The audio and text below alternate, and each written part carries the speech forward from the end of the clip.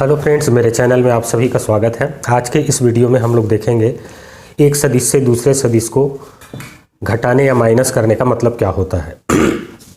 यहाँ पर दो सदिश दिए गए हैं, सदिश ए है, ये सदिश बी है। सदिश ए से सदिश बी को हमको माइनस करना है, मतलब इनका डिफरेंस निकालना है, सदिशों का अंतर ज्ञात करना है। तो इसका वास्तविक अर्थ क्या होता है। तो सदिशों के योग के बारे में तो आप जानते ही हैं। यहाँ पर हमको सदिशों का अंतर निकालना है या एक सदिश से दूसरे सदिश को माइनस करना है। तो पहले हम लोग देख लेते हैं सदिशों के योग का क्या मतलब होता था। मान लीजिए ये सदिश ए है और सदिश बी को यदि हमको इससे जोड़ना होता तो समांतर चतुर्भुज के नियम का हम उपयोग करके इसको जोड़ सकते हैं। इन दोनों के प्रारंभ बिंदु को इस तरह से एक साथ रख देते हैं। ये सदिश बी हो गया। मान लीजिए इनके बीच का कोण थीटा है, तो ये हम समांतर चतुर्भुज पूरा करते हैं इस तरह से सदिश योग के समांतर चतुर्भुज नियम में। और इन दोनों के उभयनिष्ठ प्रारंभ बिंदु से होकर जाने वाला जो विकर्ण है, ये वाला विकर्ण, ये इन दोनों के योग से प्राप्त होने वाले नए सदिश को व्यक्त करता है, जिसको हम आर भी या resultant of A plus B भी कहते हैं। और R is equal to A plus B होता है। और इसके परिमाण के लिए हम लोग सूत्र देख चुके हैं। आर इज इक्वल टू होता है root of A square plus B square plus 2ab cos theta. तो ये तो हो गया दो सदिशों को जोड़ने का मतलब।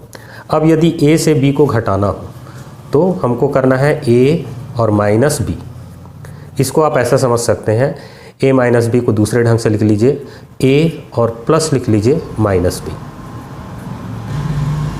ऐसा लिखने से इसका अर्थ हमको ये समझ में आता है कि a से सदिश b को घटाने का मतलब ये है कि a से सदिश b के ऋण सदिश को जोड़ना।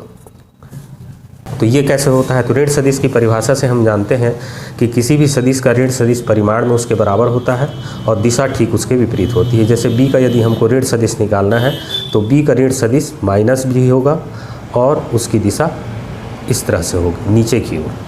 परिमाण में बराबर होंगे और ये माइनस b को प्रदर्शित करेगा।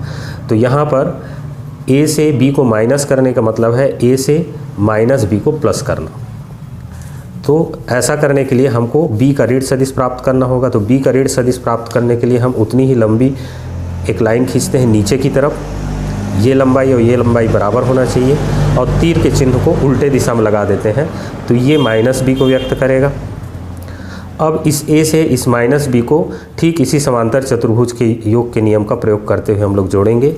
a के समांतर इसको हम लोग ले लेते हैं और b के समांतर इसको ले लेते हैं।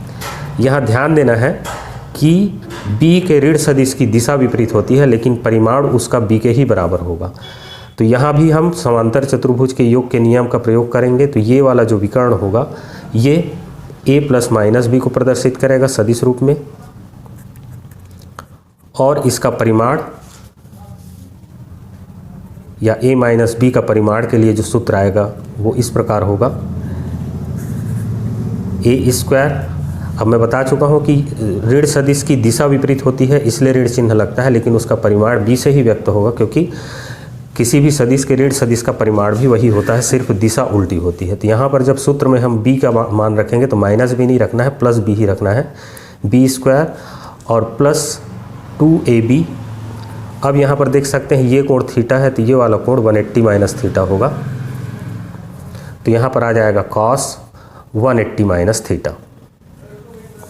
यहाँ अच्छे से लिख लेते हैं, a माइनस बी का परिमाण होगा root of a square plus b square plus 2ab cos 180 minus theta.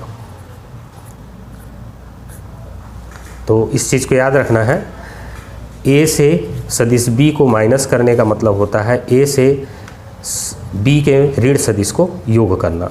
और यदि a प्लस बी की दिशा है, a प्लस बी की दिशा इस तरफ प्राप्त होती है तो a माइनस बी की दिशा इस तरह से प्राप्त होगी, और इसको भी हम समांतर चतुर्भुज के योग के नियम से प्राप्त कर सकते हैं। और इस चीज़ को और ध्यान देना है कि b का ऋण सदिश माइनस b होगा और ये ऋण चिन्ह ये दर्शाता है कि ये b के विपरीत दिशा में होगा, ना कि ये दर्शाता है कि इसका परिमाण ऋणात्मक होगा। परिमाण इसका b ही होगा।